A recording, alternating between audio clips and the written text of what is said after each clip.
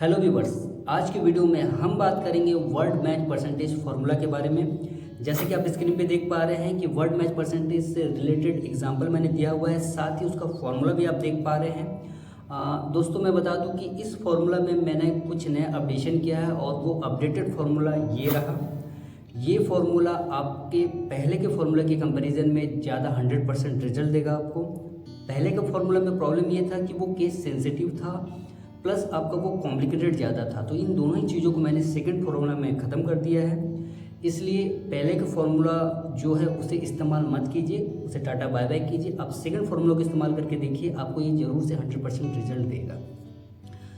तो आज का वीडियो इसी से रिलेटेड है दोस्तों। मैं आज इस फार्मूला के डिटेलिंग में जाऊंगा और आपको पूरी तरह से एक्सप्लेन करके बताऊंगा कि ये फार्मूला किस तरह से वर्क करेगा और कैसे आप एक्सेल में इस फार्मूला को बना सकते हैं। तो दोस्तों, मेरा नाम है सौमित्र देवनाथ और आप सभी देखने वालों का मेरे चैनल ग्रो योर नॉलेज में स्वागत करता हूं, जिसमें मैं आपके लिए एक्सेल से रिलेटेड एक्सपेरिमेंटल वीडियोस लाता रहता हूं। और मेरे चैनल में आपको सॉफ्टवेयर प्लस गेम से रिलेटेड वीडियोस भी मिल जाएंगे। तो प्लीज़ दोस्तों, मेरे चैनल को सब्सक्राइब कीजिए और जाके विजिट कीजिए और वीडियोज़ को देखिए। आपको ज़रूर से कुछ ना कुछ एक्सेल से रिलेटेड बहुत सारे नॉलेज गेन होंगे। तो प्लीज़ चैनल को सब्सक्राइब कीजिए, साथ ही अपने दोस्तों को भी शेयर कीजिए। ओके, और आज का वीडियो हम बिल्कुल भी देरी न करते हुए स्टार्ट करते हैं। चलिए, सबसे पहले तो दोस्तों हम बात करेंगे कि ये वर्ड मैच परसेंटेज है क्या और इसकी ज़रूरत हमें क्यों पड़ती है ना। होता क्या है दोस्तों कि हर वक्त हमारा एग्जैक्ट मैच काम नहीं आता है।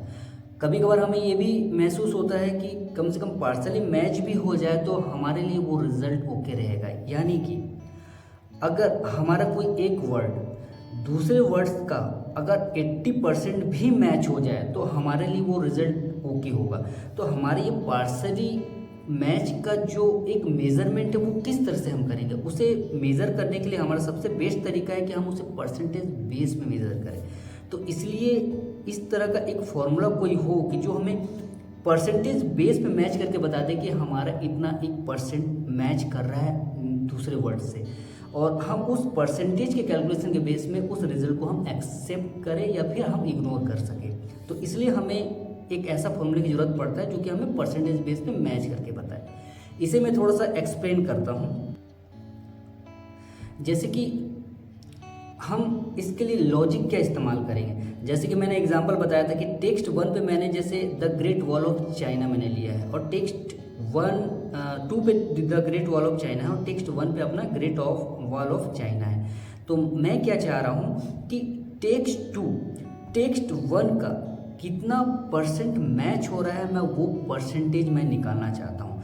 तो यहाँ पे परसेंटेज निकालने के लिए मैं लॉजिक क्या इस्तेमाल करूँगा दोस्तों। लॉजिक में ये इस्तेमाल करूँगा कि टेक्स्ट 2 में जितने भी वर्ड्स हैं, मैं एक एक वर्ड को मैं टेक्स्ट 1 से फाइंड आउट करूँगा, और वो अगर फाइंड आउट होता है तो रिजल्ट हमारा ओके होगा, अदरवाइज वो इग्नोर करेगा।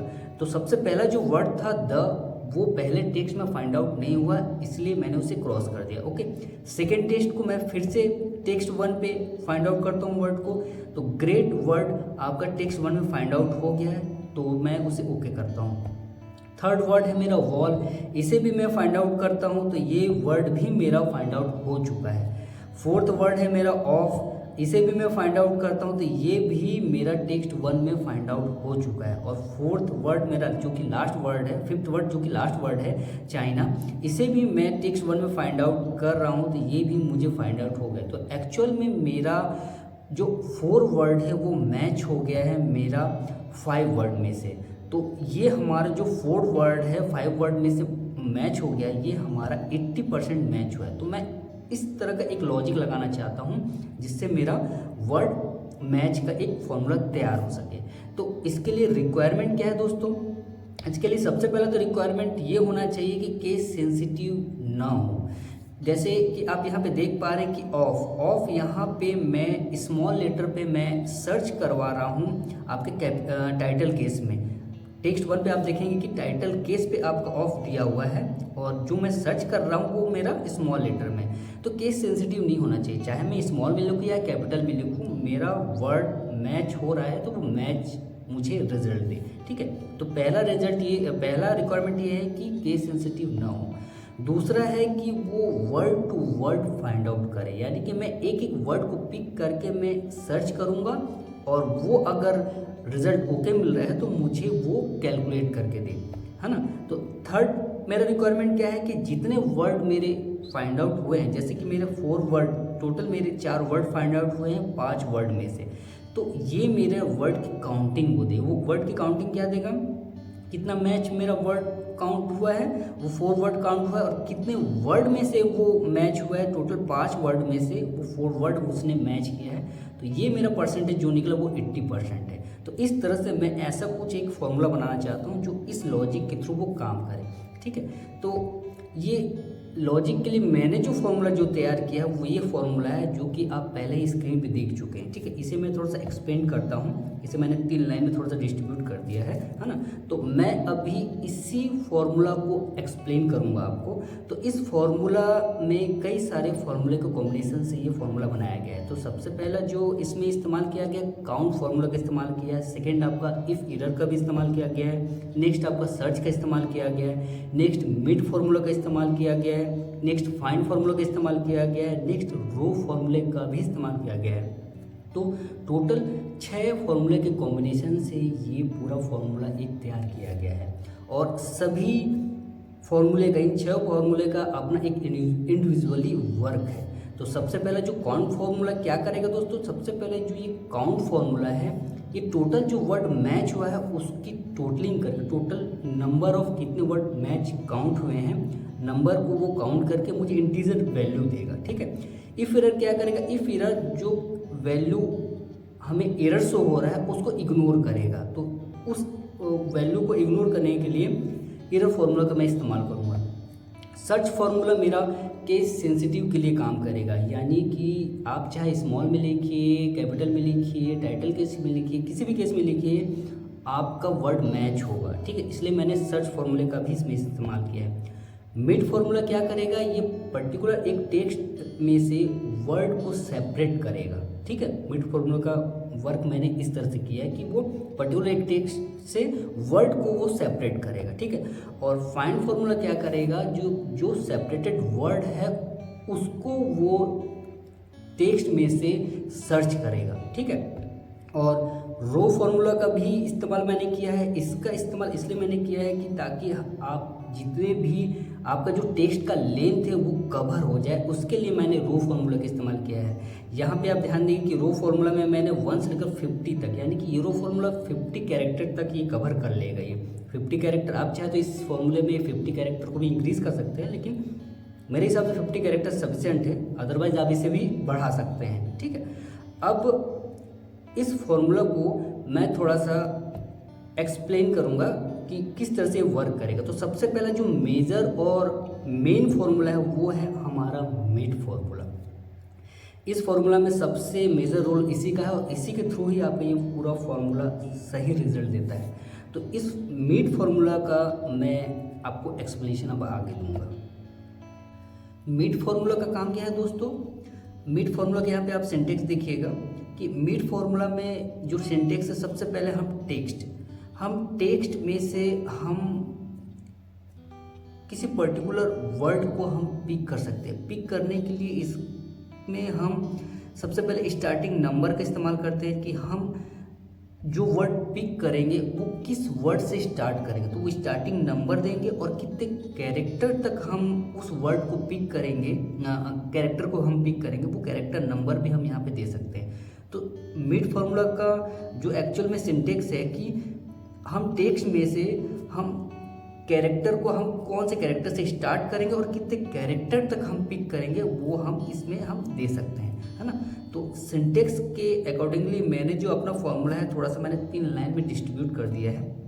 यहाँ पे जो पहला जो लाइन है वो आपका टेक्स्ट है, सेकेंड जो लाइन है आपका वो आपका स्टार्ट नंबर है और जो थर्ड लाइन है आपका नंबर ऑफ कैरेक्टर है। तो तीनों के लिए मैंने अलग अलग तरीके का फॉर्मूले का इस्तेमाल किया है और मैं अभी इन तीनों ही सिंटेक्स में से मैं आपको एक्सप्लेन करूंगा कि कौन सा फॉर्मूला किस तरह से वर्क करेगा। ठीक है, तो सबसे पहला जो मेरा जो टेक्स्ट है यहाँ पे मैंने यहाँ पे लिख दिया है, जो टेक्स्ट है मेरा the great wall of China है। ओके, और स्टार्ट नंबर पे मैंने जो ये फाइंड फार्मूला का इस्तेमाल किया है उसके थ्रू मेरा जो ये रिजल्ट आया है वो रिजल्ट मैंने यहाँ पे पेस्ट कर दिया है। और साथ ही मेरा जो नम कैरेक्टर में मैंने उस पर भी फाइंड फार्मूला का इस्तेमाल किया है, उसके थ्रू जो मेरा रिजल्ट है वो भी मैंने यहाँ पे मैंने इंडिकेट कर दिया है। और इन दोनों ही डेटा को मैंने यहाँ पे रो बेस पे यहाँ पे मैंने लिख दिया है। यहाँ पे ध्यान दीजिएगा कि स्टार्ट नंबर पे मैंने पूरा जो रिजल्ट था मैंने रो बेस पे कर दिया है, और साथ ही नंबर ऑफ कैरेक्टर पर भी मैंने रो बेस पे रिजल्ट को मैंने इंडिकेट कर दिया। और टेक्स्ट मेरा तो सेम है, the great wall of China. तो ये मेरा जो है एक्चुअल में मिड फॉर्मूला के थ्रू जो रिजल्ट है वो ये है कि टेक्स्ट में मेरा the great wall of China है, और स्टार्ट नंबर पे मेरा ये जो रिजल्ट है आप देख रहे हैं रो बेस पे, नंबर ऑफ कैरेक्टर पर भी नीचे आप रो बेस पे रिजल्ट देख रहे हैं, और इसका जो रिजल्ट है ये एक्चुअली मिड का रिजल्ट आया है। ठीक है, लेकिन मैं इस मिड फॉर्मूला को एक्सप्लेन करने के पहले मैं इसे पार्ट में मैं आपको एक्सप्लेन करूंगा। सबसे पहले तो मैं स्टार्ट नंबर और नंबर ऑफ कैरेक्टर ये कैसे आया ये डेटा मैं इससे एक्सप्लेन करूंगा। इस डेटा को लाने के लिए आप ध्यान देंगे कि मैंने फाइंड फार्मूला का इस्तेमाल किया है। ठीक है, ये फाइंड फार्मूला वर्क कैसे कर रहा है इसे मैं आपको दूसरे सीट में मैं दिखाता हूँ। यहाँ पे मैं दूसरे सीट पे आया हूँ। मैं अब इसमें फाइंड फार्मूला को आपको एक्सप्लेन करूँगा। सबसे पहले स्टार्टिंग हम फाइंड फार्मूला से मैं करूँगा ताकि आपको बेटर समझ में आए, है ना। तो मैं सबसे पहले स्टार्ट नंबर पे जो फाइंड फार्मूला का मैंने इस्तेमाल किया, यहाँ पे देखिए कि यहाँ पे स्टार्ट नंबर है। मिड फार्मूला में जो सबसे पहला था स्टार्ट नंबर पे जो मैंने फाइंड फार्मूला का इस्तेमाल किया, उस फाइंड फार्मूला के थ्रू जो रिजल्ट आया है वो यहाँ पे मैंने एक्सप्लेन किया है। देखिएगा यहाँ पे नीचे मैंने पूरे डिटेल में दिया है। यहाँ पे आप देखेंगे कि जो मैं स्पेस है फाइंड फार्मूला में मैं स्पेस को टेक्स्ट में सर्च कर रहा हूँ, लेकिन टेक्स्ट मेरा जो है the great wall of China, मैं उस टेक्स्ट के स्टार्टिंग और एंड में स्पेस को भी ऐड कर रहा हूँ। यहाँ पे ध्यान दीजिएगा कि टेक्स्ट के स्टार्टिंग और एंड में भी मैंने स्पेस को ऐड किया है ना। और नंबर ऑफ कैरेक्टर मैंने 1 to 50 मैंने लिया है। यहाँ पे 1 to 50 में मैंने प्रोसेस किया है, 1 to 50 कैरेक्टर तक वो प्रोसेस करता रहे, है ना। तो उसका जो प्रोसेसिंग आप नीचे देख पा रहे हैं, यहाँ पे जो फाइंड टेक्स्ट है वो मेरा स्पेस है।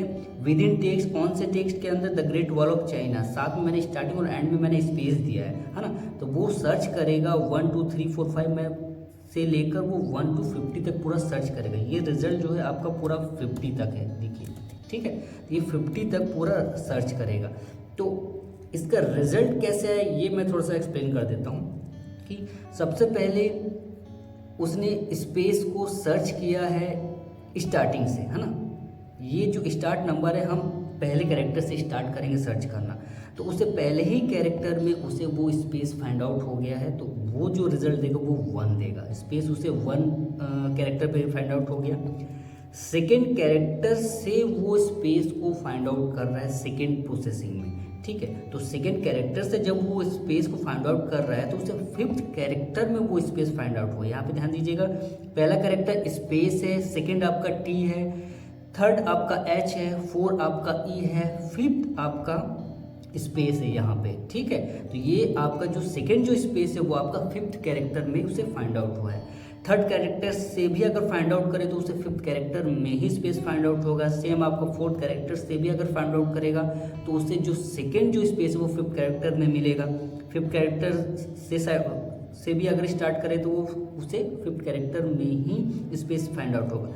लेकिन अगर वो 6 कैरेक्टर से अगर स्पेस फाइंड आउट करता है तो उससे नेक्स्ट जो स्पेस फाइंड आउट होगा वो 11th कैरेक्टर पे फाइंड आउट होगा। तो रिजल्ट इस तरह से यहाँ पे फाइंड आउट होगा कि वो नेक्स्ट स्पेस कौन से कैरेक्टर में फाइंड आउट हो रहा है। तो वो हमें इंटीजर वैल्यू यहाँ पे दे रहा है कि सबसे पहला जो स्पेस फाइंड आउट हुआ है 1 पे हुआ है, सेकंड आपका 5th में हुआ है, थर्ड आपका 11th में हुआ है और 4th आपका 16 में हुआ है। तो ये जो रिजल्ट है आपका सबसे पहला स्टार्ट नंबर जिस पे मैंने फाइंड फार्मूला का इस्तेमाल किया है, ये आपका स्टार्ट नंबर का रिजल्ट आएगा। कि देखिए ये जो रिजल्ट है आप ध्यान दीजिएगा 1, 5, 11 और 16। मैं वापस ये मिड वाले सेक्शन में आ रहा हूँ। यहाँ पे वो रिजल्ट यहाँ पे देखिएगा, स्टार्ट नंबर पे जो रिजल्ट है वो ये है, जो कि फाइंड फॉर्मूला के थ्रू यहाँ पे मैंने जो एक्सप्लेन किया इसके थ्रू आया है। ठीक है, अब मैं एक्सप्लेन करूँगा कि आपका नंबर ऑफ कैरेक्टर कैसे आएगा। नंबर ऑफ कैरेक्टर में जैसे कि मैंने इसमें भी फाइंड फार्मूला का इस्तेमाल किया है। देखिए दोस्तों यहाँ भी फाइंड फार्मूला का इस्तेमाल किया है,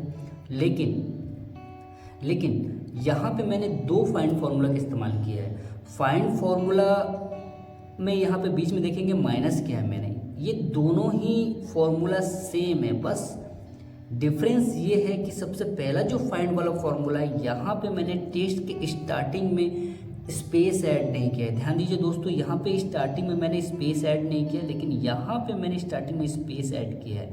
यानी कि ये आपका जो फॉर्मूला है स्टार्ट नंबर का फॉर्मूला, ये फॉर्मूला और ये फॉर्मूला आपका सेम है। ठीक है, और इसे मैंने माइनस किया है सेम फॉर्मूला से, बट ये आपका जो यहाँ पे जो टेक्स्ट है, टेक्स्ट के पहले स्टार्ट में स्पेस मैंने नहीं किया, तो इसका जो रिजल्ट है आपका वो यहाँ पे मैंने शो किया है। यहाँ पे ध्यान दीजिएगा, यहाँ पे मैंने शो किया है, जिसके स्टार्टिंग में मैंने स्पेस इस बार ऐड नहीं किया है। तो अगर इस बार ऐड नहीं किया है तो हमारा रिजल्ट क्या शो होगा? तो जाहिर सी बात है कि सबसे पहले कैरेक्टर से अगर वो स्पेस को फाइंड आउट करता है तो उससे 4th कैरेक्टर पर स्पेस फाइंड आउट हुआ। यहाँ पे देखिए 4th कैरेक्टर में स्पेस है।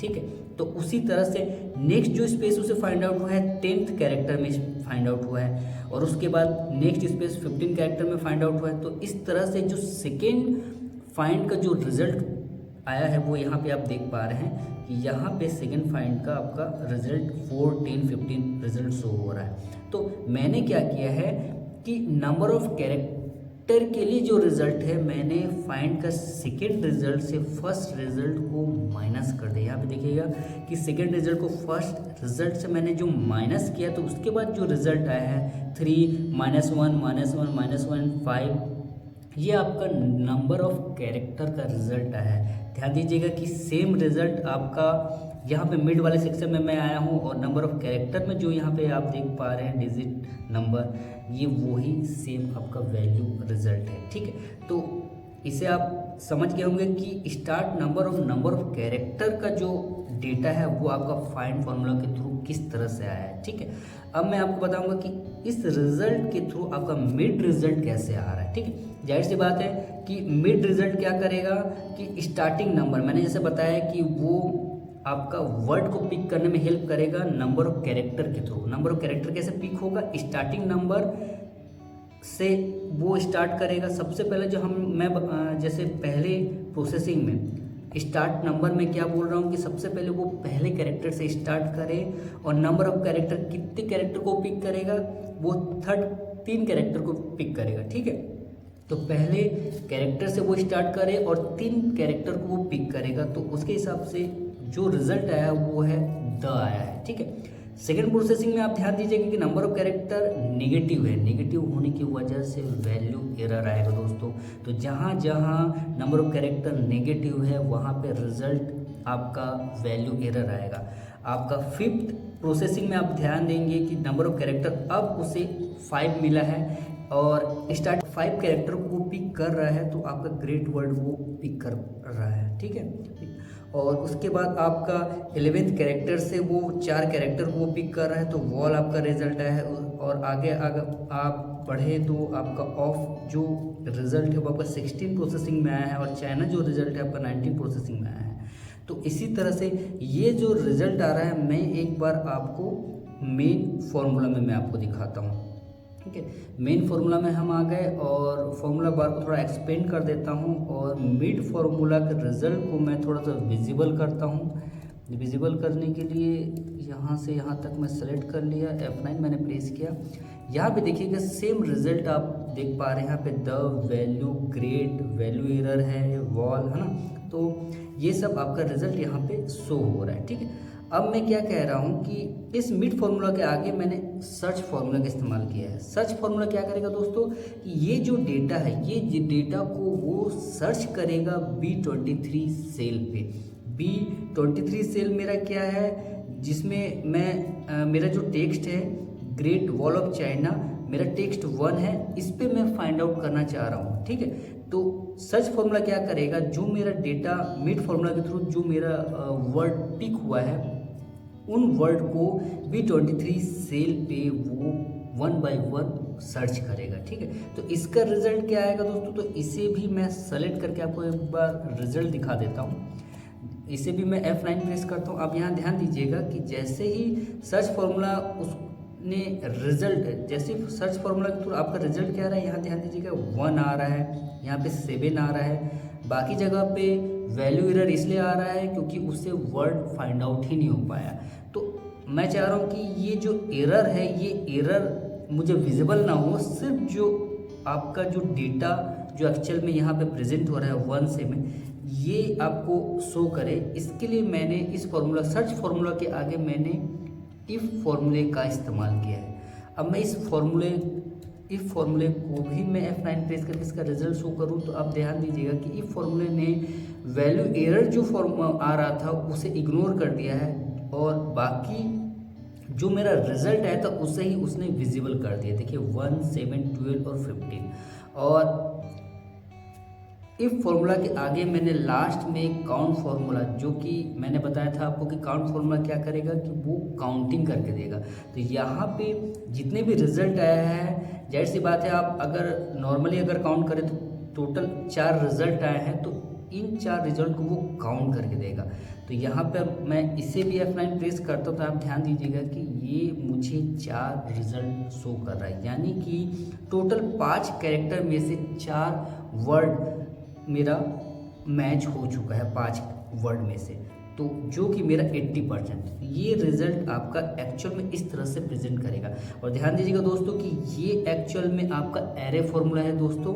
ये आपका देखिए स्टार्टिंग में कर्ली ब्रैकेट लगा हुआ है, लास्ट में भी कर्ली ब्रैकेट लगा हुआ है, इसका मतलब ये एक आपका एरे फॉर्मूला है, और एरे फॉर्मूला के थ्रू ही आपका ये रिजल्ट शो होगा।